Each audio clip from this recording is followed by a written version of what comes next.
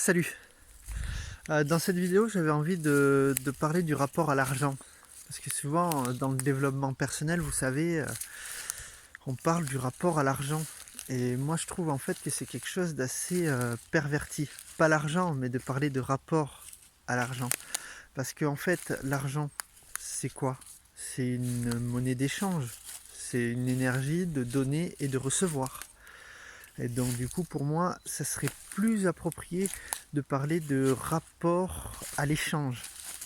Parce que peu importe en fait, que ce soit de l'argent que tu échanges ou que tu échanges directement tu vois tes patates contre un t-shirt. Je dis ça par exemple, si tu es producteur ou si tu es... en fait tu es toujours dans un rapport qui est juste à l'échange. Et en fait même j'ai envie de dire, quand tu fais ça, quand tu es directement avec du troc, ou même encore mieux que tu es capable... bon, on va y aller après pour le reste en fait. Et en fait, oui, mais en fait tu transcendes ton rapport à l'échange. Parce que si tu préfères, tu n'as plus besoin d'avoir quelque chose, une valeur. Tu estimes toi-même ta valeur en fonction de ce que tu as besoin. Donc là, pour moi, tu es sur quelque chose qui est quand même beaucoup plus juste. Ça ne veut pas dire que l'argent, c'est pas juste, ça n'a rien à voir. Parce que en ce moment, c'est vrai qu'on est dans une société où on en a besoin. On en a besoin. Et c'est peut-être ça le problème, et je vais y revenir. Et, euh, et en fait, voilà. Donc on pourrait aussi parler de rapport à l'économie. Parce qu'il y en a, ils ont une économie juste exceptionnelle, avec zéro argent. Et vous savez pourquoi elle tourne si bien leur économie? Parce que qu'est-ce qu'ils font? Ils vont par exemple dans un lieu, ils vont aider des gens dans le travail, en même temps ils vont être nourris, logés. J'ai déjà croisé des gens, des humains qui, euh, qui, voilà, depuis toute leur vie, ça fait à peu près 15 ans, ils n'ont jamais travaillé dans la société, et ils ont juste fait ce qu'on appelle le woofing. C'est-à-dire, tu vas dans des lieux, des éco-villages, etc., tu es nourri, logé, et tu les aides. Et ça, c'est quand même c'est quand même chouette, c'est quand même très beau. Donc du coup, je pense qu'il ne faut pas diaboliser l'argent, mais par contre, il ne faut pas l'ériger en maître non plus, et en quelque chose qui a une existence propre en fait. Parce que l'argent, tu vois, on voit du papier, etc. C'est pas quelque chose qui a une existence propre, si vous préférez. Ce qui a une existence propre, en fait, le réel, ce dont tu as besoin, ce n'est pas d'argent véritablement, c'est plutôt de survenir à tes besoins primaires, c'est-à-dire, on va dire, simplement manger, se loger. On va dire ça. Donc avoir un abri sur la tête et pouvoir manger et boire, quoi. Voilà, à peu près. Après, à part les vêtements, voilà, pouvoir se laver, voilà. On va dire, on est sur quelque chose de très primaire. Et l'argent, le truc, c'est que on est sur quelque chose qui est perverti parce que ben voilà, j'entends beaucoup, enfin, j'ai beaucoup entendu en tout cas dans le développement personnel. Oui, plus tu paies d'impôts, plus c'est bon signe. Ça veut dire que tu touches plus d'argent. Ouais, sauf que ça veut dire que tu nourris encore plus un système qui laisse des gens à la rue. Et ouais, ça c'est quand même très très fort. Parce que le système actuel dans lequel on est, faut bien comprendre qu'on est face à... Alors, ils ne réagissent que par rapport... Ils sont le reflet de notre inconscient. Hein. Donc, ils fonctionnent comme nous fonctionnons intérieurement. Donc, évidemment, on est en train de changer. Donc, ça va changer. Mais cette logique voilà, on cache tout. C'est-à-dire que on va se réunir entre nous, on cache tout. On est dans une logique égocentrique, on va accumuler toutes les richesses et on va pas en laisser pour les autres. C'est un peu ça. Pourquoi je parle de mafia? C'est-à-dire que disons que quand tu as par exemple, donc ça vient de sortir il n'y a pas longtemps, 11 700 milliards d'argent qui a été détourné par centaines de politiciens, une petite centaine aussi de milliardaires, euh, et que donc du coup 11 700 milliards. Et il suffirait apparemment de 264 milliards pour nourrir la planète. Donc on nourrit pas les gens avec des billets. mais c'est juste par rapport à la valeur qu'on donne à l'alimentation actuellement. Donc du coup, on est sur quelque chose quand même qui est...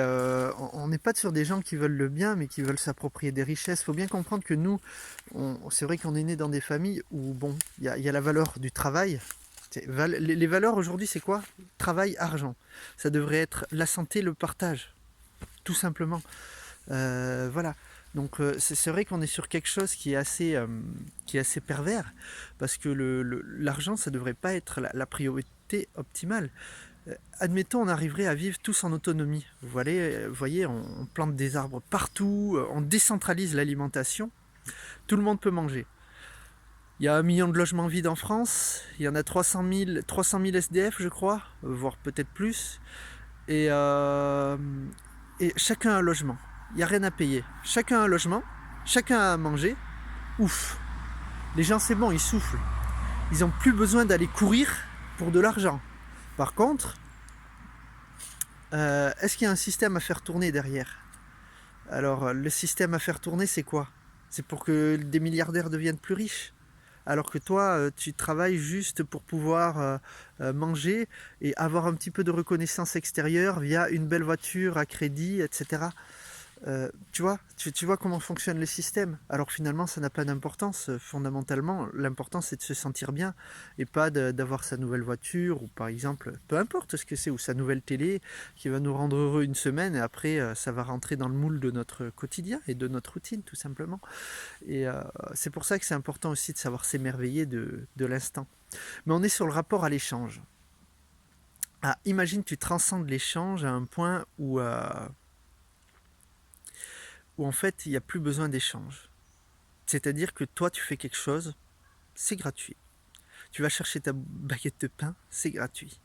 On n'en est pas encore là. On ne peut pas parce qu'il y en a beaucoup qui ne sont pas prêts à ça. Il y en a qui seraient dans la surconsommation, qui ne respecteraient pas les autres. Et pour moi, s'il y a une monnaie, disons qu'au niveau communauté, tu arrives à réunir une communauté, je ne sais pas, dans une ville, dans un petit village, admettons, de 500 personnes. Voilà, tu as une coiffeuse, un boulanger, t'as un producteur de fruits et légumes, etc. Et tu as toutes ces choses-là. Tout le monde apporte quelque chose à la communauté. Tu vois, tu peux entraider l'autre si tu n'as pas de spécificité, tu peux aller aider le producteur, par exemple, un truc comme ça. Bon, peu importe. Mais dans ces 500, on dit, ok, on enlève l'argent, tout le monde a accès aux services. Tout le monde a accès aux services primaires, les besoins. C'est-à-dire que tout le monde a au moins pouvoir manger, se loger et voilà, donc se chauffer et l'électricité, mais ça on peut essayer d'être en autonomie là-dessus. On peut créer des systèmes autonomes, je pense. Au moins ça. Au moins que les gens puissent survivre. Et à partir de là, ça permet de créer une société où en fait tu n'as plus besoin d'argent et toutes les choses sont fluides. Voilà, t'es plus pressé par le temps, t'es plus pressé de faire quoi que ce soit. T'es dans la bienveillance, t'es dans le partage avec l'autre, le partage réel, parce que le truc c'est qu'avec l'argent, les gens veulent s'approprier les choses. Donc c'est-à-dire, ça c'est à moi, c'est moi qui l'ai acheté avec mon argent, c'est à moi, moi, moi. Alors voilà. Et en fait, on est moins dans une logique de partage, et plus une logique d'ego.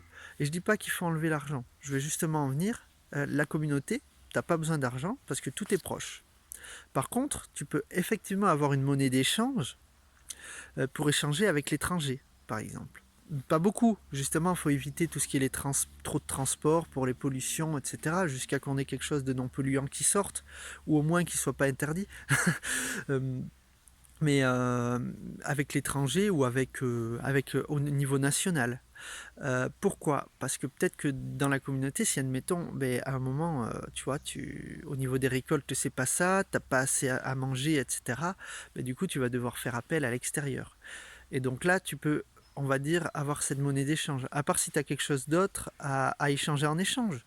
Tu vois, par exemple, tu as quelqu'un qui produit des vêtements, il en fait une certaine quantité, et hop, il échange euh, avec une autre communauté qui a beaucoup de récoltes et qui lui permet de pouvoir manger. Mais sinon, il peut y avoir effectivement les échanges directs en fait. ou les échanges en monnaie, mais avec l'extérieur. Donc c'est-à-dire ça va être quelque chose de très utile. Tu peux te servir de la monnaie avec quelque chose qui n'est pas, qui ne fait pas partie des besoins fondamentaux. On va dire qu'ils ne sont pas essentiels entre guillemets à ta survie, mais qui dans la vie peut faire plaisir effectivement.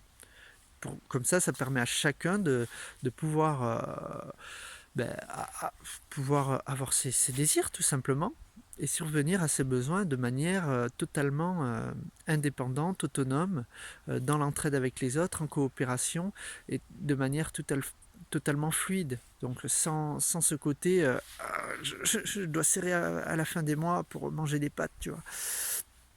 Et voilà, donc je vais expliquer peut-être d'une manière, d'une vision un peu plus spirituelle, comment fonctionne le système et pourquoi ça bloque autant avec tout ce qui est l'argent et tout ça. Donc voilà, donc dans certaines traditions, en tout cas au niveau de l'Asie, on a des chakras, donc c'est-à-dire c'est des roues en sanskrit, ça veut dire c'est des roues. Donc c'est des centres énergétiques pour parler un langage scientifique occidental. Et donc là, tu as le premier qui est juste là, le deuxième, le troisième, le quatrième, le cinquième, le sixième, le septième. Ok, donc les trois derniers c'est le haut, le quatrième c'est le centre, et les trois autres c'est le bas. Donc le premier c'est le chakra racine, le deuxième c'est le chakra sacré, et le troisième c'est le chakra du plexus solaire, donc le chakra solaire on va dire. Le chakra racine il est relié à la survie, donc c'est-à-dire qu'il va être sur les besoins primaires. C'est-à-dire qu'il va être sur j'ai besoin de manger, j'ai besoin de me loger, j'ai besoin de me sentir en sécurité. Donc il est lié sur la sécurité. Donc c'est pour ça qu'il arrive en premier, parce que quand tu arrives dans un monde, la priorité, c'est de faire survivre ton corps. Donc quand tu arrives dans le monde, ta priorité, c'est de faire survivre le corps. Parce que sinon, tu ne peux pas vivre l'expérience. Et tu es venu pour vivre l'expérience. Ensuite, il y a le chakra sacré. Lui, il va être sur le désir, la création, la sexualité, donc qui est très lié à la création en fait, parce que la sexualité, c'est tu conçois un enfant, on va dire. On est aussi sur l'affirmation de soi, on est sur on est sur ah ben j'ai oublié le terme qui était important justement, mais c'est très lié à la création en gros. C'est bon, on va dire que c'est lié à la création. Et oui, création. Et le troisième, donc le plexus solaire. Donc solaire comme rayonnement, mais c'est là où par exemple tu es dans le partage. Il y a la logique de groupe en fait derrière. Donc dans le premier il y a la notion d'individualité, dans le deuxième il y a cette logique de dualité, de deux, donc de féminin et masculin. C'est pour ça qu'il y a là où il y a la sexualité. Ensuite, dans le troisième, tu as le groupe et tu as aussi l'aspect groupe, tu as aussi le truc, le partage avec la communauté. C'est-à-dire, je partage mon savoir, mes valeurs, mon savoir-faire aussi. Et le problème donc on peut dire qu'il est lié au travail et à l'argent, ce plexus solaire. D'accord ? Donc du coup, on va rentrer dans un truc fonctionnel. On devrait... Alors, il y a une voiture qui passe, désolé. Alors, bon. On va commencer par ce qui est dysfonctionnel et ce qui est actuel dans la société, ce qui est en train de changer chez nous. Ça change aussi clairement chez moi, je le sens dans ma façon de voir les choses.